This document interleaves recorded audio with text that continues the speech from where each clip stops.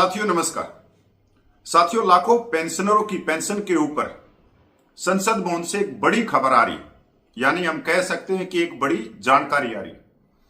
और यह जानकारी वित्त मंत्रालय ने राज्यसभा में दी।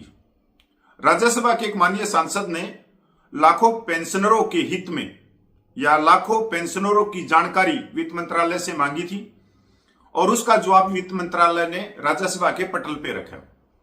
तो साथियों, जो टाइटल मैंने बनाया है कि लाखों पेंशनर झूम उठे, आप इसको विपरीत भी ले जा सकते हो, इसको नेगेटिव भी सोच सकते हो कि लाखों पेंशनर रोने लग गए, झूम झूम के रोने लग गए। क्योंकि साथियों, जो पिछले दिनों देश में हो रहा है वो उससे आप भली भांति वाकिफ हैं, क्योंकि जो सरकार कह रही है वो आगे मिल नहीं रहा है। चाहे आज के दिन, चाहे वो अमेरिका से डील होने की बात हो, चाहे वो पूर्व जनरल नरवणे की किताब की बात हो, मतलब कहीं भी सरकार अपने पैरों पे नहीं खड़ी हुई दिखाई दे रही। क्योंकि सरकार की करनी और कथनी में बहुत बड़ा अंतर। सरकार एक तरह से डिंडोरा पीटने में मस्त है, या एक तरह से उसने सोशल मीडिया को अपने हथियार बना लिया। कर वो कुछ भी रही है, पर सोशल मीडिया के ऊपर शोट डाल के सरकार अपनी वाई लूटने में लगी हुई है। मतलब ग्राउंड पे कुछ नहीं मिलेगा, अगर आप ढूंढोगे तो कुछ नहीं मिलेगा। तो इसी चीज को देखते हुए जो प्रश्न आज आया है लाखों पेंशनरों का, ये सबको जानना बहुत जरूरी है। क्योंकि साथियों, आप जो गोदी मीडिया की खबरें देख रहे हो कि 8वां वेतन आयोग में हो जाएगी बल्ले बल्ले, अकाउंट में आएगा लाखों रुपया, बोरी भर भर के आएगा पैसा, तो सारी चीजें यहीं पे घूमती हुई दिखाई दे रही है कि क्या अकाउंट में आएगा क्या नहीं आएगा। अगर गोदी मीडिया के चक्कर में रहे तो जो आपके अकाउंट में आ रहा है, जो आपकी पेंशन है, कहीं वो भी ना चली जाए। साथियों, मैं जिस खबर को लेके आया हूं वो बहुत ही जरूरी खबर है लाखों पेंशनरों के लिए, और सीधे तौर पे जो 31 दिसंबर 2025 से पहले रिटायरमेंट हुए हैं उनके लिए भी ये जानना बहुत जरूरी है। तो साथियों, चलो इस खबर को शुरू करते हैं। 8वें पे कमीशन सबसे बड़ा सवाल यह है कि क्या 31 दिसंबर 2025 या उससे पहले रिटायर हुए कर्मचारियों को 8वें वेतन आयोग के तहत संशोधित पेंशन मिलेगी, और क्या वित्त विधेयक 2025 सरकार को रिटायरमेंट की तारीख के आधार पर पेंशनरों में फर्क करेंगे।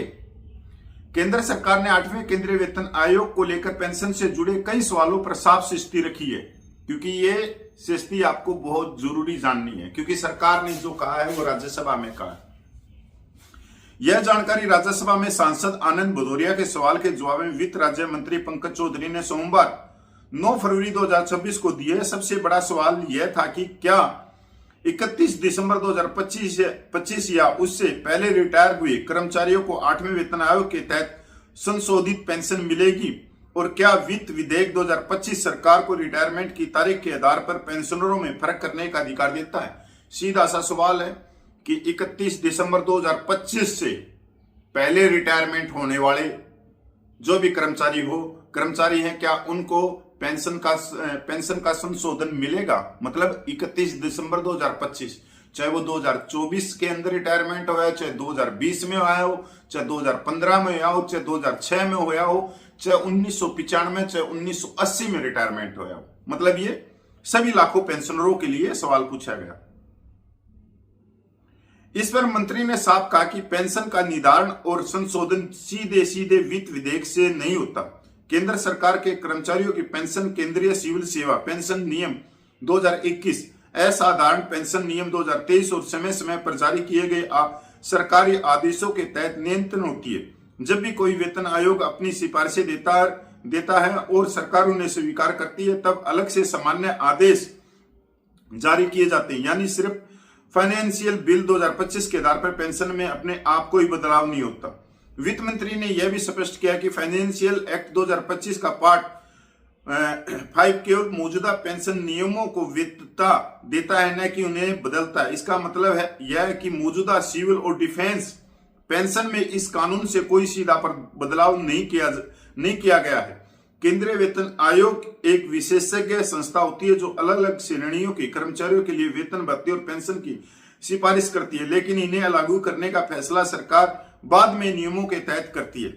जहां तक 8वें केंद्रीय वेतन आयोग की बात है, सरकार ने इसके गठन को लेकर भी अपडेट दिया है। मंत्री ने बताया कि 3 नवंबर 2025 को सरकार ने 8वें वेतन आयोग के गठन और उसकी टर्म्स ऑफ रेफरेंस को अधिसूचित कर दिया है। आयोग को अपने गठन के 18 महीनों के भीतर रिपोर्ट देनी है। यह आयोग केंद्र सरकार के कर्मचारियों और पेंशनरों के वेतन, भत्तों और पेंशन से जुड़े सभी पहलुओं पर सिफारिशें देगा। फिलहाल पेंशन में किसी भी तरह का संशोधन आयोग की सिफारिशें आने और सरकार की मंजूरी के बाद ही होगा। तो साथियों, इसमें कई सवालों के जवाब मिल गए होंगे। एक तो जो भी सांसद पूछ रहा है कि 8वें वेतन आयोग पर कितना काम हुआ, तो ये सीधे जवाब दे रहे हैं कि 3 नवंबर को लेटर निकल गया था और 18 महीने में अपनी रिपोर्ट देंगे। अब 3 नवंबर को जो लेटर निकला, आयोग बन गया, उसके अध्यक्ष और सदस्य बन गए। आज तक आपको पता है कि क्या काम हुआ है? कोई जानकारी मिल रही है किसी भी सरकारी दस्तावेज के अनुसार या कहीं सोशल मीडिया के अनुसार? कुछ नहीं। वही जवाब जो 3 नवंबर के बाद में, तो दिसंबर में संसद का सत्र भी चला था, उसमें भी यही जवाब दिया था और आज फरवरी के महीने में भी यही जवाब दिया जा रहा है। तो 8वां वेतन आयोग अगर हम 3 नवंबर को लेके चलते हैं तो बिल्कुल गलत होगा।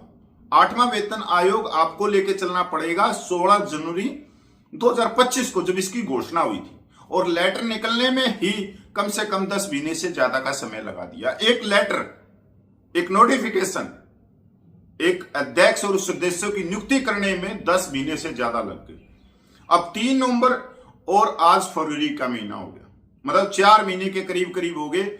आपको कुछ नहीं पता लग रहा होगा कि 8वें वेतन आयोग में क्या हो रहा है, क्या नहीं होने वाला है। दूसरी तरफ आप देखोगे साथियों कि जो लाखों तो नहीं, करोड़ों केंद्रीय कर्मचारियों के जो बड़े बड़े संगठन हैं, उनकी जो बीन की आवाज है वो अलग अलग सुर दे रही है। क्योंकि जो संगठन है वो एक प्लेटफॉर्म पे है ही नहीं कि उनके सुर की आवाज एक हो। अगर एक संगठन है तो वो कह रहा है कि जो फिटमैन फैक्टर है वो 2.09 होना चाहिए, तो दूसरा कह रहा है नहीं 2.28 होना चाहिए, तीसरा कह रहा है कि नहीं 2.40 होना चाहिए, चौथा कह रहा है 2.86 होना चाहिए। इसीलिए मैंने भी इन चीजों पे बोलना ही छोड़ दिया, क्योंकि सुर मिल नहीं रही। अब ये सुर किसके गा रहे हैं, आप इसमें भी जाओगे, क्योंकि जो सरकार है वो सरकार बहुत चतुर है। वो ब्रेन वॉश करने में या रणनीति बनाने में या जो लाखों करोड़ों केंद्रीय कर्मचारी हैं उनके जो मनोबल है उसको तोड़ने में या उनके सेट करने में। क्योंकि जो संगठन है जो आवाज दे रहे हैं अलग अलग फिटमैन फैक्टर की, या तो वो सरकार के इशारे पे दे रहे। आज के दिन करोड़ों केंद्रीय कर्मचारियों का एक भी संगठन ऐसा नहीं है जो ईमानदारी से कर्मचारियों की बात सरकार के सामने उठा रहे हो।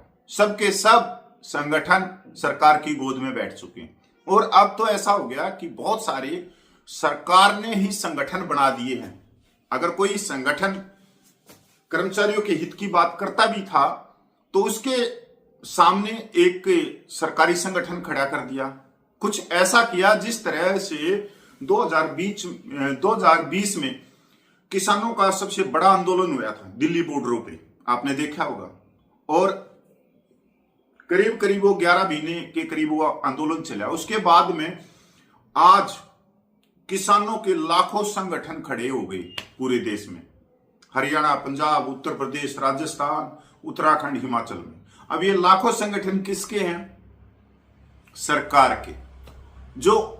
जो असलियत में जो किसानों के हित में काम करते थे वो संगठन पंगु हो गए आज के दिन, क्योंकि उनके पैनल में सरकारी संगठन खड़े कर दिए। अब किसानों को यही समझ में नहीं आ रहा कि असली संगठन कौन सा है, नकली कौन सा है।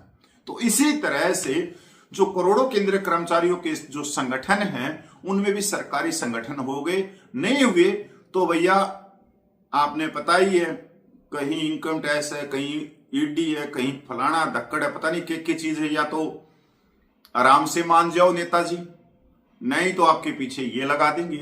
तो अब जो सरकारी संगठनों के इतने बड़े लीडर हैं उनके पास में इतनी चीजें तो नहीं होगी कि वो सरकार के सामने छाती लगा के खड़ा हो जाए, तो वो पहले ही हाथ ऊपर कर देते हैं, अपना समर्पण कर देते हैं, लो भाई। तो ऐसा हो रहा है।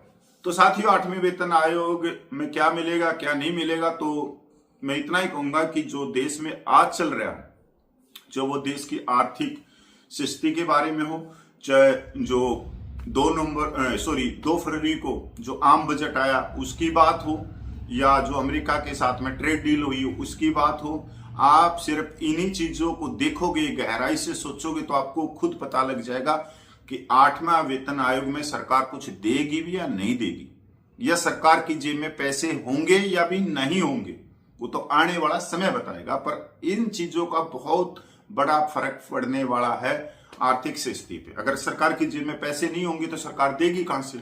अब आप देख लो, शेयर मार्केट पिछले हफ्ते भी धराशायी चल रहा था, अब आज भी मंगलवार है, कितने पॉइंट बढ़ रहा है?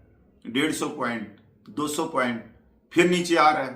तो बहुत सारी चीजें हैं जो ग्राउंड पे आप जब देखोगे उन चीजों को, तो तब समझ में आएगी। ये जो गोदी मीडिया वाले चैनल हैं, कोट टाई वाले यूट्यूबर हैं, ये तो भैया रोज रोज बल्ले बल्ले करके जाएंगे। अब मैंने भी तो वही लिखा है, झूम उठे लाखों पेंशनर, क्योंकि लोग चाहते हैं झूम कि वो झूमी जाएं।